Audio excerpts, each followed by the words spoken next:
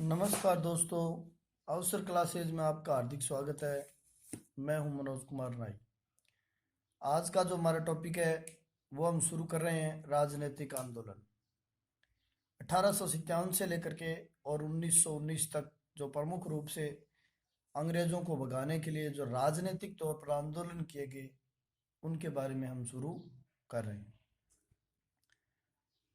तो राजनीतिक आंदोलनों में यदि हम बात करें तो हम देखते हैं कि Indian national Congress Indian national Congress की स्थापना हुई। उसके स्थापना के समय उद्देश्य और थे, बाद में इसके उद्देश्य और हो गए और इस प्रकार से एक राउंड बना और उसने क्या किया कि भारत को स्वतंत्रता तक पहुंचाया। तो राजनीतिक आंदोलन में सबसे पहले हम इंडियन नेशनल कांग्रेस के बारे में अध्ययन करते हैं कि कांग्रेस की स्थापना किस प्रकार हुई और किस प्रकार इसके इतिहास शुरू हुआ। 1 मार्च 1883 ईस्वी को ए.ओ. ह्यूम ने कलकत्ता विश्वविद्यालय के छात्रों को राजनीतिक संगठन बनाने की अपील करते हुए पत्र लिखा। 1 मार्च 1883 को ए.ओ. ह्यूम ने कलकत्ता विश्वविद्यालय के छात्रों को राजनीतिक संगठन बनाने की अपील करते हुए एक पत्र लिखा कि जो कलकत्ता विश्वविद्यालय है उस समय वहाँ पर स्नातक करने वाले जो विद्यार्थी थे उनको उन्होंने ये पत्र लिखा था कि एक हम राजनीतिक संगठन बना रहे हैं और उसमें आप हमारा सहयोग करें। उसके बाद में मई 1885 में ह्यूम ने तत्कालीन वायसराय लॉर्ड डफरीन से शिमला में मुलाकात की। उसमें वायसराय लॉर्ड डफरीन थे और डफरीन से उन्होंने क्या किया कि 1885 में लॉर्ड डफरीन का समर्थन प्राप्त कर लिया कि हम भारतीयों के लिए एक राजनीतिक संगठन बनाने जा रहे हैं। उसके बाद में जुलाई 1885 ईस्वी में ह्यूम ने ब्रिटेन के राजनेताओं से बात की और जुलाई 1885 में उन्होंने ब्रिटेन के राजनेताओं से बात करके और उन्हें मना लिया इस बात के लिए कि वो एक राजनीतिक संगठन की स्थापना करने जा रहे हैं। प्रारंभ में कांग्रेस का नाम है वो इंडियन नेशनल कांग्रेस ने रख करके और कांग्रेस का नाम है इंडियन नेशनल यूनियन रखना तय हुआ। ये पूछा जा सकता है कि कांग्रेस का प्रारंभिक नाम क्या रखना तय हुआ था, तो वो रखना तय हुआ था इंडियन नेशनल यूनियन। ये नाम रखना तय हुआ था। कांग्रेस की स्थापना का प्रथम सम्मेलन पूना में तय किया गया कि प्रथम सम्मेलन है वो हम पूना में तय करेंगे, लेकिन उस समय क्या हुआ कि पूना में हैजा फैल गया। हैजा रोग फैलने के कारण क्या हुआ कि पूना पूरी तरह बंद कर दिया गया। पूना पे बाहर से आने वाले लोगों पर रोक लगा दी गई। इस कारण हाथों हाथ कांग्रेस की स्थापना के स्थल को बदला गया और उसे मुंबई स्थानांतरित किया गया। अब बात करते हैं हम कांग्रेस की स्थापना। कांग्रेस की स्थापना 28 दिसंबर 1885 ईस्वी को हुई थी। 28, 29, 30 3 दिन सम्मेलन चला था। 28 से 30 दिसंबर तक कांग्रेस की स्थापना का सम्मेलन 3 दिन चला था, लेकिन स्थापना है वो 28 दिसंबर को ही हो गई थी। स्थान था गोकुलदास तेजपाल संस्कृत विद्यालय, संस्कृत स्कूल, ग्वालियर टैंक मैदान में स्थित है, जो बंबई के अंदर स्थित है। काफी बार पूछा जा सकता है कि कांग्रेस की स्थापना कहां पर हुई थी, तो वो हुई थी गोकुलदास तेजपाल संस्कृत स्कूल, ग्वालियर टैंक मैदान, बंबई। पूछा जा सकता है। उसके बाद में हम शुरू करते हैं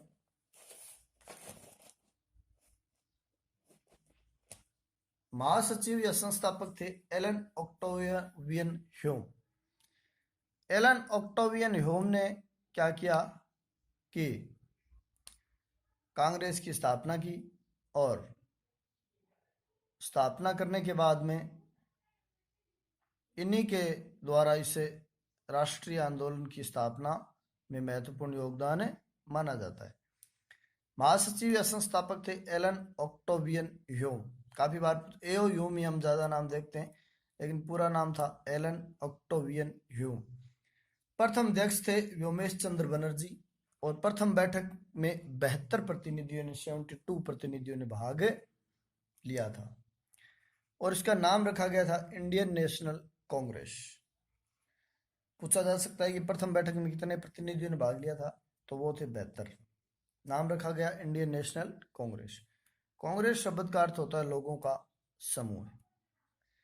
प्रथम अधिवेशन में सम्मिलित होने के लिए होने वाले प्रमुख नेताओं के बारे में पूछा जा सकता है। प्रथम जो कांग्रेस के प्रथम अधिवेशन में सम्मिलित हुए थे उनमें एक हमने पढ़ लिया व्योमेश चंद्र बनर्जी, दादा भाई नौरोजी, फिरोज शाह मेहता, काशीनाथ तेलंग और दिनेश वाचा। ये प्रमुख नेता थे जो प्रथम अधिवेशन में सम्मिलित हुए थे। स्थापना के समय कांग्रेस का दृष्टिकोण उदारवादी था। कि स्थापना के समय कांग्रेस के लोग हैं वो पूर्णतः उदारवादी दृष्टिकोण के आधार पर राजनीति करते थे। कांग्रेस की स्थापना के समय इसके 4 उद्देश्य मुख्यतः निर्धारित किए गए जो मुख्यतः राष्ट्रीय हित से संबंधित थे। लेकिन अंग्रेजों के अनुसार कांग्रेस का मुख्य उद्देश्य वो भारतीयों को राजनीतिक विचारों की भड़ास निकालने का एक मंच प्रदान करना था, जिससे 1857 के जैसे विस्फोट को टाला जा सके।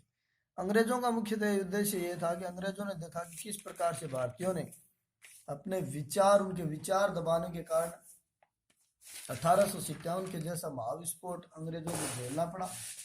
ऐसा विस्फोट दोबारा ना हो ऐसा सोच करके और एलन ऑक्टेवियो ह्यूम ने डफरीन से मिलकर के और इसे दल की स्थापना की। यानी अंग्रेज ये नहीं चाहते थे कि फिर से क्रांति हो। ह्यूम का कांग्रेस की स्थापना का मुख्य उद्देश्य शिक्षित भारतीयों के बढ़ते हुए असंतोष को रोकने के लिए सुरक्षा वाल्व के रूप में काम लेना चाहता था। ह्यूम कांग्रेस की स्थापना इस उद्देश्य से करना चाहता था, इस उद्देश्य से उन्होंने की भी थी कि अंग्रेजी जो शासन है उसकी सुरक्षा वाल्व, एक सुरक्षा का वाल तैयार कर दें जिससे कि जो भी भारतीय बात कर रहे हैं वो बात सामने आ जाए। जबकि कांग्रेस के नेता इसे अंग्रेजों के खिलाफ तड़ित चालक के रूप में काम लेना चाहती थी। जबकि कांग्रेस के जो नेता थे वो इसे अंग्रेजों के खिलाफ क्या थे, तड़ित चालक की एक झटका प्रदान करने वाले के रूप में कि वो अंग्रेजों के शासन को झटका प्रदान करें, ऐसा दल बनाना चाहती। अब हम कांग्रेस के मुख्यतः अधिवेशनों के बारे में बात करते हैं। प्रमुखतः 4 अधिवेशन जो शुरुआत में हुए। हमने देखा कि प्रथम अधिवेशन के अध्यक्ष व्योमेश चंद्र बनर्जी थे। दूसरा अधिवेशन जो 1886 ईस्वी में हुआ था और स्थान कलकत्ता था और इसके अध्यक्ष थे दादा भाई नौरोजी। कांग्रेस का तीसरा अधिवेशन जो 1887 ईस्वी में हुआ था और इसके जो अध्यक्ष थे वो बदरुद्दीन तैयबजी थे। ये प्रथम मुस्लिम अध्यक्ष थे और दादा भाई नौरोजी थे वो प्रथम पारसी अध्यक्ष थे। और तीसरा अधिवेशन जो हुआ वो मद्रास में हुआ था। कांग्रेस का जो चौथा अधिवेशन था वो 1888 में हुआ था और इसके अध्यक्ष थे वो जॉर्ज ह्यूल थे जो प्रथम यूरोपीय अध्यक्ष थे। कांग्रेस का 5वां अधिवेशन है वो मुंबई में हुआ था और इसके अध्यक्ष विलियम वेडनबर्न थे। इसके अध्यक्ष है वो विलियम वेडनबर्न थे। इसके बारे में इसके आगे बात करते हैं हम। उदारवादी युग। कांग्रेस के 2 युग रहे, एक उदारवादी युग और एक गर्म दल में बाद में बनने के बाद में उनकी विचारधारा गर्म हो गई। तो उदारवादी जो युग था उसे शांतिपूर्ण युग भी कहा जाता है और ये 1885 से लेकर के 1905 ईस्वी में था। इस समय जो कांग्रेस के जो नेता थे वो अपनी मांग, प्रार्थनाओं व स्मृतियों के माध्यम से रखते थे। यानी वो किसी प्रकार के आंदोलन या हिंसा का समर्थन नहीं करते थे और वो उनका ऐसा मानना था कि अंग्रेजों को इस बात का पता नहीं है कि भारतीयों की हालत कैसी है, इसलिए हमें उनको प्रार्थना पत्र देकर के और अपनी मांगों को अंग्रेजों तक पहुंचाना चाहिए जिससे कि अंग्रेज है वो हमारी समस्या का समाधान कर सके। यानी उदारवादी युग के दौरान भारतीयों ने ये सोचा कि अंग्रेजों को हम प्रार्थना पत्र के माध्यम से भी मना सकते हैं। अब बात करते हैं, इन्होंने अपने कई प्रतिनिधि मंडल ब्रिटेन भेजे और इनका प्रमुख उद्देश्य भारतीय जनता में राजनीतिक जागृति लाना था। यानी उदारवादी जो नेता थे उन्होंने अपने कई प्रतिनिधि मंडल है वो उनको ब्रिटेन भेजा, और ब्रिटेन भेज करके इनका जो प्रमुख उद्देश्य था वो भारतीय जनता जो थी उसमें राजनीतिक जागृति लाना ही उनका प्रमुख उद्देश्य था। इनकी जो प्रमुख मांगे थी वो थी भाषण देने की हमें स्वतंत्रता होनी चाहिए, विचारों को व्यक्त करने की स्वतंत्रता होनी चाहिए, संगठन बनाने की भी स्वतंत्रता होनी चाहिए, राष्ट्रीय आर्थिक नीति भारतीयों के हितों के आधार पर बनाई जाए। लॉर्ड कर्जन कांग्रेस को समाप्त करना चाहते थे। ये मोस्ट बात है ये कि कांग्रेस के बारे में जब विस्तार पूर्वक पढ़ते हैं तो हमें पता चलता है कि जो वायसराय लॉर्ड कर्जन थे वो ये चाहते थे कि कांग्रेस को मैं मरता हुआ देखूं। इस बारे में उन्होंने अपने सचिव को पत्र भी लिखा था कि वो कांग्रेस को मरता हुआ देखना चाहते थे, ये इनकी उनकी बहुत बड़ी इच्छा थी। उसके बाद में बात करते हैं बंगाल विभाजन व कांग्रेस की। अब लॉर्ड कर्जन ने क्या किया कि सन 1905 में राष्ट्रीय आंदोलन को कुचलने के लिए बंगाल का विभाजन कर दिया। अब बंगाल का विभाजन करने के बाद में क्या हुआ कि बंगाल उस समय क्यों किया गया बंगाल का विभाजन, यदि हम ये बात करें तो बंगाल का विभाजन इस कारण से किया गया कि बंगाल उस समय आंदोलन का एक गढ़ बन गया था, क्योंकि अंग्रेजों ने सत्ता की शुरुआत बंगाल से की थी और वहीं पर उनकी सर्वाधिक सुदृढ़ता थी, तो वहीं पर उनका सर्वाधिक विरोध था। वहां पर कई प्रकार के अनेक नेताओं के होने से क्या हुआ कि बहुत ज्यादा आंदोलन होने लगे थे। इस कारण से लॉर्ड कर्जन ने फूट डालो व राज करो की नीति का अनुसरण करते हुए क्या हुआ कि यह विभाजन अंग्रेजों ने अपनी प्रमुख नीति फूट डालो और राज करो के तहत किया, यानी मुस्लिम बहुल जो पूर्वी बंगाल था उसे अलग कर दिया और हिंदू बहुल जो पश्चिम बंगाल था उसे अलग कर दिया। इस कारण से क्या हुआ कि बंगाल का जो ये विभाजन था ये काफी खतरनाक साबित हुआ।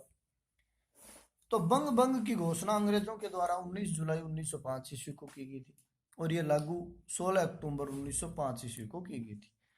इस दिन क्या हुआ, जब ये लागू हुआ तो पूरे बंगाल में हड़तालें हुई, जुलूस निकाले गए और अनेक प्रकार की सभाएं और भयंकर तरीके से आंदोलन शुरू हो गया।